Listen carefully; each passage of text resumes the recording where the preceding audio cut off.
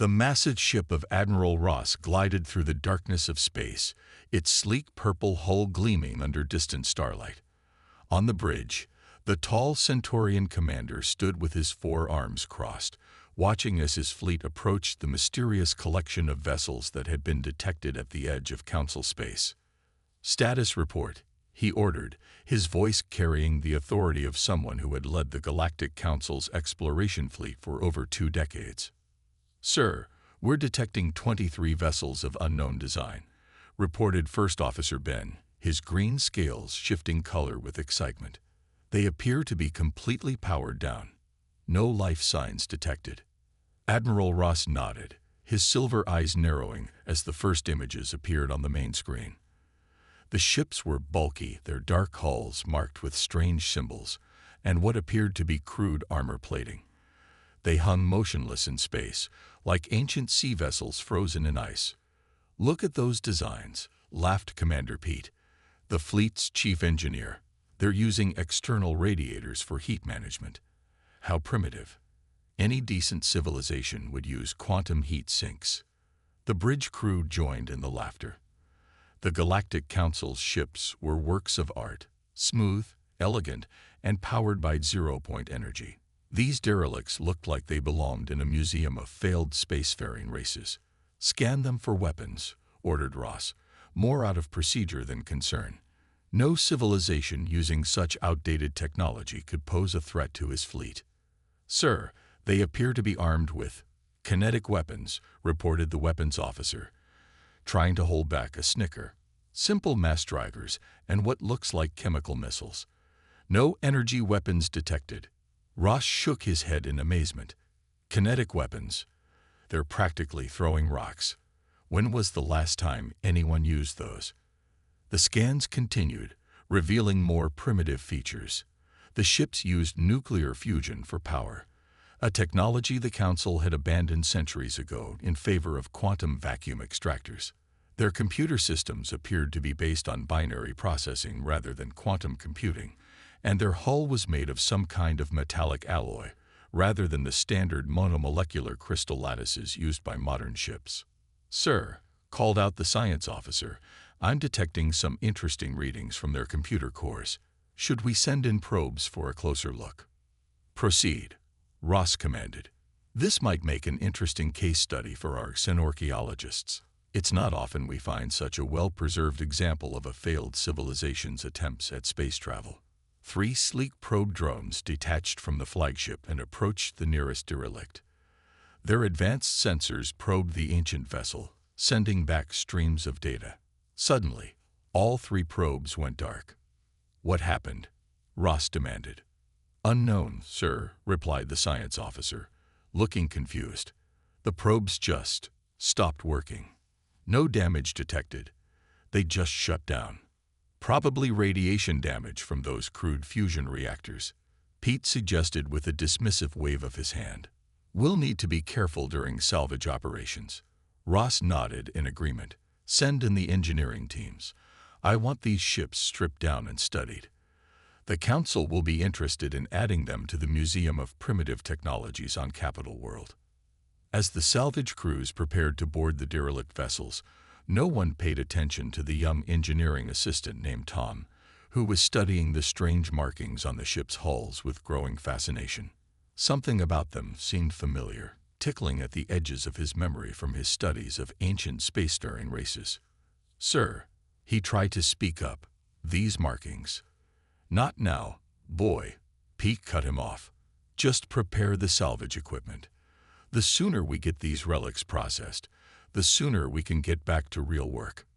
Tom fell silent, but he couldn't shake the feeling that they were missing something important. As he watched the salvage crews approach the ancient fleet, he noticed something odd. The hull material seemed to shimmer slightly, almost as if it was responding to their presence. But surely that was impossible. After all, these were just primitive vessels, remnants of a civilization that never made it to the stars. Weren't they? The salvage operation was not going as planned. 3 days had passed since Admiral Ross's fleet discovered the ancient ships, and they had made almost no progress in breaching the hull of even a single vessel. What do you mean you can't cut through it? Commander Pete shouted at his engineering team. They stood in the airlock of their modern salvage ship, staring at the seemingly primitive hull before them. It's just metal. Use the plasma cutters. Sir, we've tried everything, replied the lead engineer, holding up a broken cutting tool. The plasma cutters just slide off the surface. Even our quantum drills can't make a dent. This material, it's like nothing we've ever seen. Pete kicked the useless tools in frustration. Behind him, Tom watched quietly, recording everything he observed on his datapad. The young engineer had spent the last 3 days studying the strange markings on the hull, convinced they held some important secret. Look at this pattern, Tom muttered to himself, tracing the lines with his finger. The symbols seemed to shift and change when viewed from different angles, almost like they were alive. A loud bang echoed through the airlock, making everyone jump. Another cutting tool had exploded, its energy dispersed harmlessly across the ancient hull's surface. Impossible, Pete growled. These ships are centuries old. They're using outdated technology. How are they resisting our most advanced tools? Meanwhile, on the flagship's bridge, Admiral Ross was facing his own problems. Every probe they sent to scan the derelict fleet's computer cores went dark the moment it got close. Their best technicians couldn't explain why. Sir, reported the science officer, we've lost probe number 15. Just like the others. Total shutdown. No damage, no explanation. It's as if something is turning them off. Ross drummed his fingers on his command chair. This was becoming embarrassing. His fleet, equipped with the most advanced technology in the known galaxy, couldn't even manage to scan these primitive vessels properly. Back at the salvage site, Tom had made an interesting discovery. Commander Pete, he called out, I think I found something. Look at how the hull reflects light differently here. Pete walked over, annoyed at the interruption. What is it now, boy? These markings, they're not just random symbols. They follow a pattern, like old Earth Navy designations I studied in school. See these numbers? They could be Earth. Pete laughed. That backwater planet that hasn't even achieved FTL travel yet. Don't be ridiculous. These ships are clearly from some long-dead civilization. Now get back to work.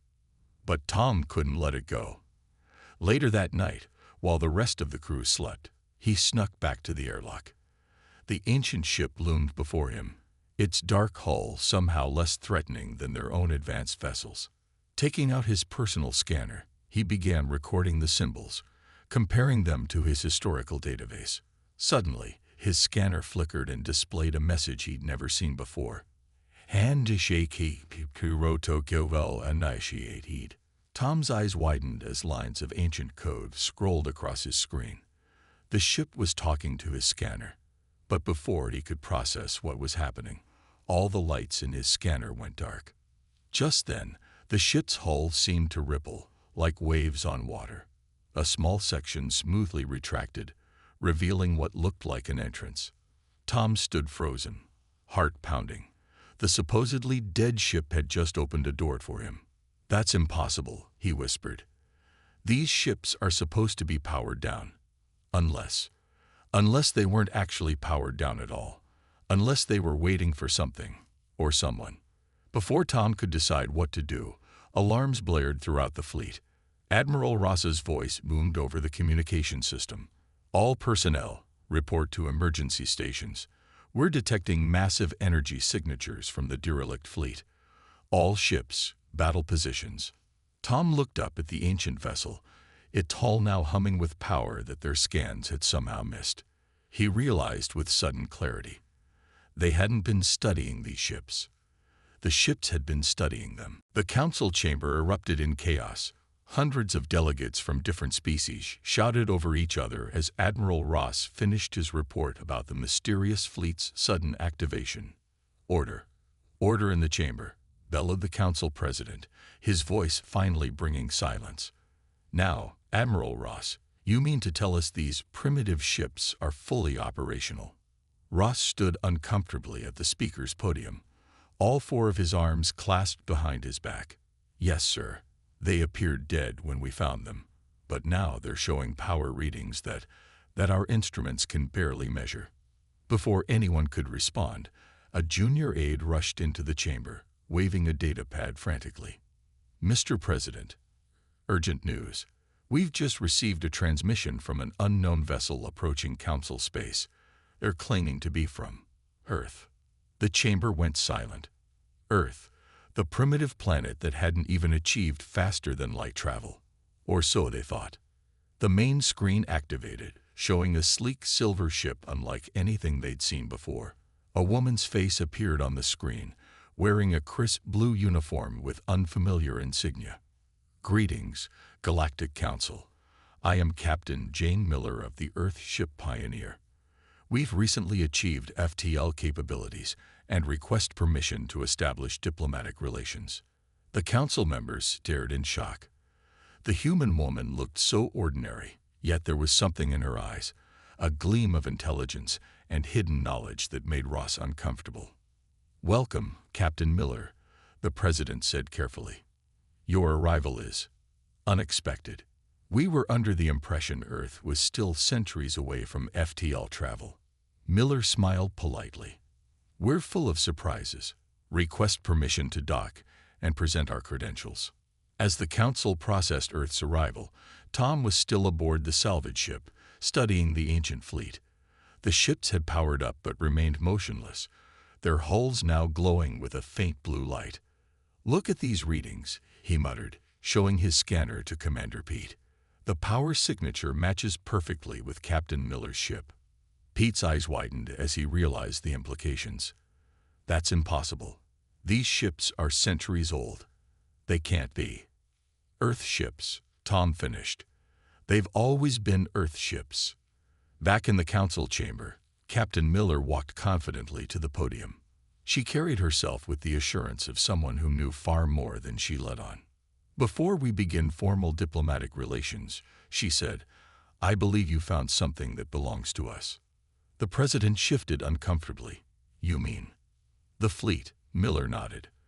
The one your salvage crews have been trying to breach for the past 3 days. Ross jumped to his feet. How do you know about that? We only just found those ships. Miller's smile widened slightly. Admiral Ross, did you really think we wouldn't keep track of our own vessels? That fleet was Earth's first attempt at galactic exploration, launched during the Great Exodus. They were designed to wait until we achieved FTL travel and made first contact. But they're so primitive. Pete protested from his seat. The designs, the weapons, primitive. Miller laughed softly. You saw what you expected to see. A backward civilization's failed attempts at space travel. You never stopped to ask why you couldn't breach their hulls or access their computers. She turned to face the entire council. Those ships used technology we developed centuries ago. Yes, but they were built to last, to adapt, to survive anything they encountered. While you focused on making everything newer and flashier, we focused on making things that would work forever. The council chamber erupted in whispers as the implications sank in. They hadn't discovered an ancient derelict fleet. They'd stumbled upon humanity's first gift to the galaxy, a sleeping giant that had been waiting patiently for its creators to arrive. Captain Miller stood in the observation deck of the ancient fleet's flagship, her hand resting on a console that had sprung to life at her touch. Behind her, Admiral Ross, Commander Pete, and Tom watched in amazement as holographic displays filled the air around them. 300 years ago, Miller began, Earth faced its darkest hour. Climate change, wars, and depleting resources had pushed humanity to the brink. We knew we needed to reach the stars, but we didn't have FTL technology yet. A hologram showed scenes of old Earth, cities underwater, massive storms, and millions of people living in underground shelters.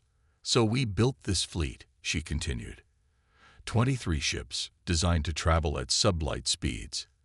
Each one carried thousands of backup plans, seeds of Earth's knowledge, and technology that would adapt and grow over centuries. Tom stepped forward, his eyes wide with understanding. That's why our probes couldn't scan them. The ship's computers were learning, evolving. Miller nodded. Exactly. While your civilizations focused on making everything faster and more advanced, we humans learned early that simplicity and reliability were more important for long-term survival. She pressed a few buttons, and a new hologram appeared, detailed schematics of the fleet's ships. Look at the hull design. It's not primitive at all. It's made of self-repairing nanomaterials, disguised to look like simple metal. The crude fusion drives. They can run for 1,000 years without maintenance. Admiral Ross shook his head in disbelief. But the weapons, they're just kinetic weapons, simple projectiles. Miller smiled. Admiral, what happens when an object traveling at near light speed hits something? Even a small pellet carries enough energy to shatter a planet. We didn't need fancy energy weapons. Simple physics works just fine. She led them deeper into the ship, past corridors that lit up as they walked. The real genius is in the redundancy. Every system has 10 backups, each simpler than the last. If the quantum computers fail, it switches to digital. If those fail, it goes to analog. If everything fails, there's even a mechanical backup system. But why? Pete asked, still struggling to understand. Why make everything so basic? Because space is dangerous, Miller replied. We couldn't risk everything failing because it was too complicated. These ships were our backup plan, our insurance policy. They'd been gathering data, learning about the galaxy, waiting for humanity to catch up. Tom had been quiet, taking notes on his pad. The markings I found. They were some kind of code, weren't they? A test, Miller confirmed. The fleet was programmed to recognize certain patterns, certain ways of thinking that only humans would try. When you started studying the markings like a puzzle instead of just scanning them, the ships recognized a kindred spirit. She turned to face them all. You see, the greatest strength of humanity isn't our technology. It's our way of thinking. We plan for failure. We build backup systems. We make things that last. The ship's lights pulsed gently around them, as if agreeing with her words. Suddenly, alarms began blaring throughout the council fleet outside. What's happening? Ross demanded, reaching for his communicator. Miller's face grew serious as she checked the ship's displays. Something is coming. Something big. The fleet's long-range sensors are picking up an invasion force heading toward council space. Long-range sensors. But our best sensors didn't detect anything. Pete protested. That's because you were looking for advanced technology, Miller explained. These ships use simple radio waves, gravity detection, and light analysis. Sometimes the old ways work better. She turned to face them, her expression grave. Admiral Ross, I suggest you gather the council. What's coming will require all of us, and you're about to learn why humanity always plans for the worst. The Drachnid ships appeared like dark clouds against the stars, their black hulls absorbing all light. The Council's defense fleet, the most advanced ships in known space, moved to intercept them. Admiral Ross stood on his flagship's bridge, confident in their superior technology. Enemy ships approaching, sir, reported his tactical officer. Their technology appears to be strange. Our scanners can't get clear readings. Ross wasn't worried. Launch our cyber warfare suite. Shut down their systems. On the ancient Earth Fleet's flagship, Captain Miller and Tom watched the screens as the battle began. The Council's ships glowed with beautiful energy fields, their quantum shields creating rainbow patterns in space. Their shields won't hold, Miller said quietly. How can you know that? Tom asked, but before Miller could answer, it began. The Drachnid ships didn't fire energy weapons or launch missiles. Instead, they'd broadcast something, a signal that spread like a disease through the Council fleet's quantum networks. One by one, the advanced ships began to fail. What's happening? Ross shouted as his bridge lights flickered. Where are our shields? Sir, it's some kind of cyber attack. His officer yelled back. "It's using our own quantum networks against us. Our systems are too connected. We can't stop it." The mighty council ships, with all their advanced technology, began drifting helplessly in space. Their quantum computers, linked together in a complex network, had become their greatest weakness. The Drachnid vessels moved forward unopposed. "Help us," Ross screamed over the emergency channel to Miller. "You knew this was coming." Miller nodded to Tom. "Show them what those primitive kinetic weapons can do." Tom's fingers flew over the ancient console. The Earth fleet, dormant for so long, began to move. Their simple fusion drives ignited with a blue flame that seemed to push against the very fabric of space. "But the Drachnid ships have shields too," Pete protested, watching from a backup console. "How can simple projectiles—" His words were cut off as the first Earth ship fired.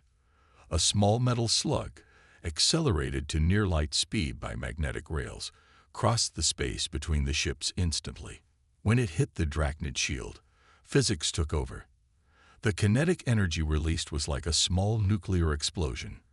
The Drachnid ship's shield shattered, and its hull cracked open like an egg.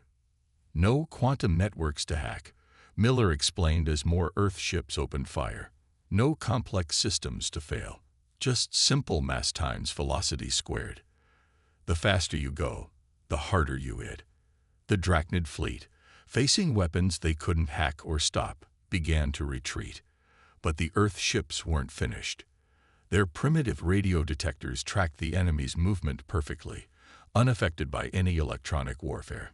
"Their hulls," Tom said suddenly, pointing at his screen.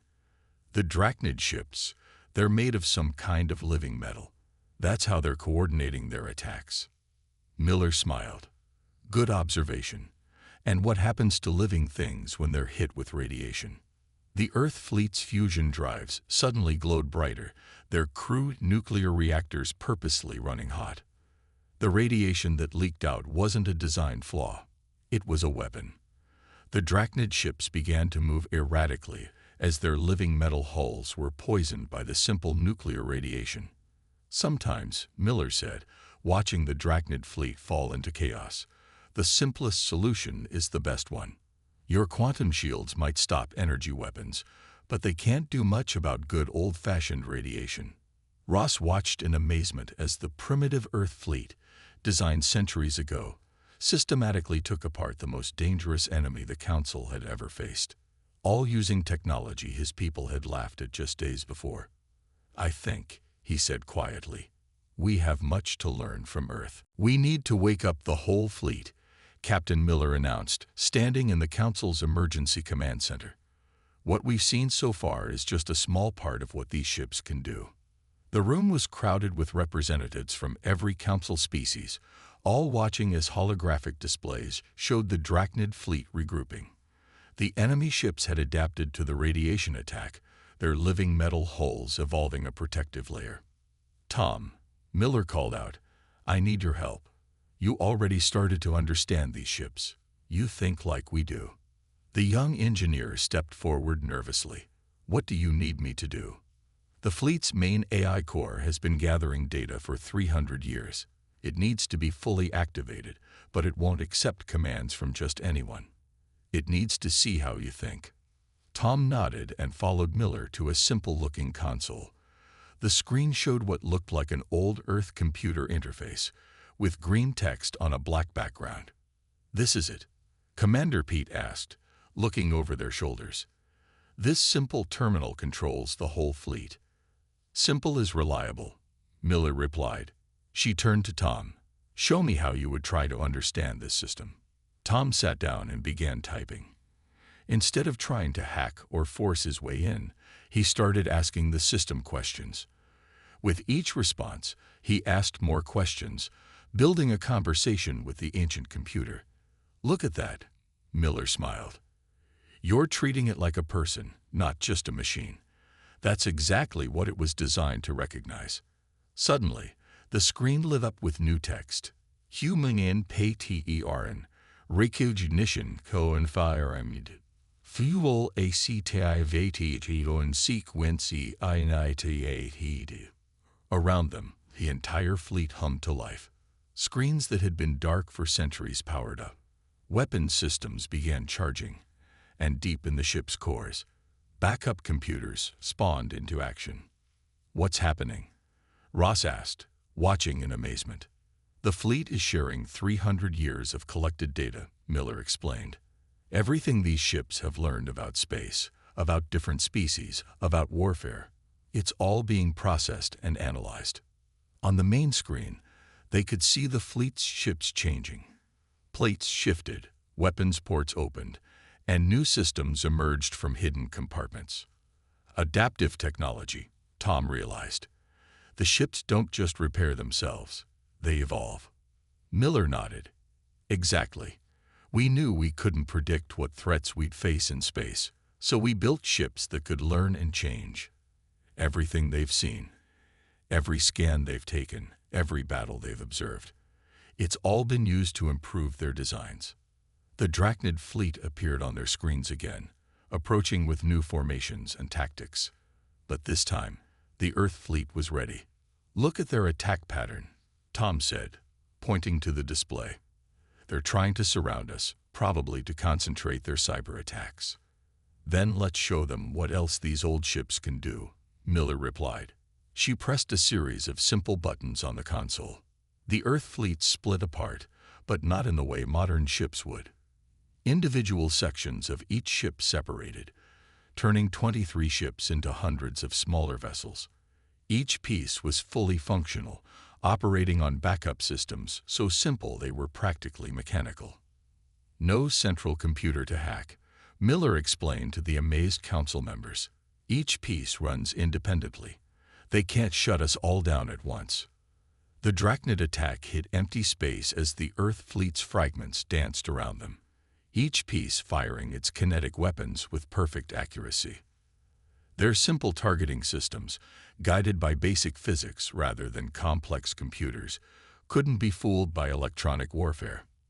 "That's impossible," Pete whispered. "The targeting calculations alone would need—" "Slide rules," Miller interrupted. "Mechanical computers.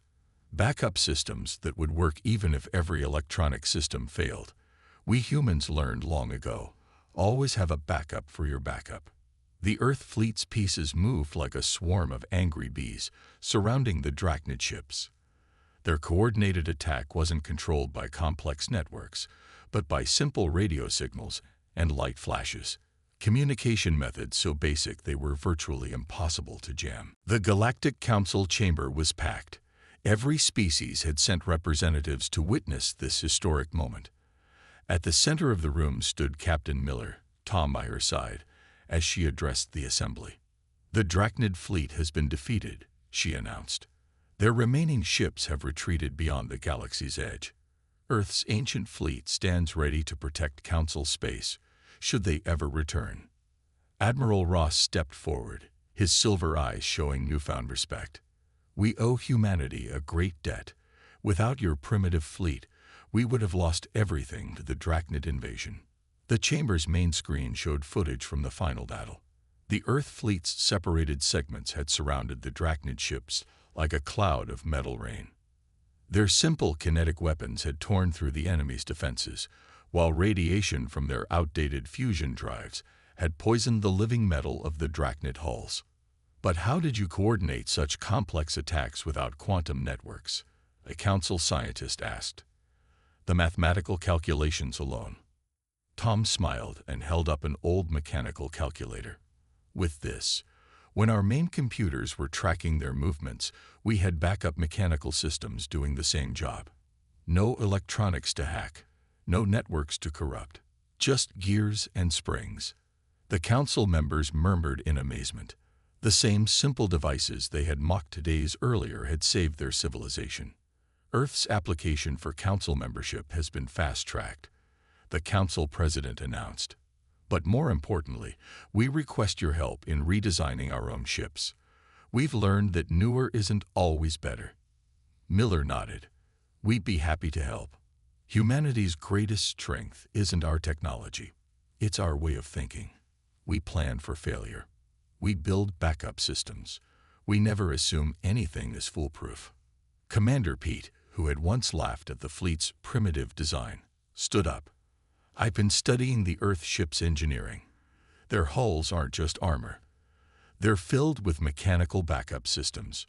If every computer fails, you can still steer the ship with hand cranks and navigate by the stars. Simple solutions, Tom added, often work better than complex ones. The Drachnid couldn't understand why they couldn't defeat us. They were looking for advanced technology to hack, but you can't hack a spring or a gear.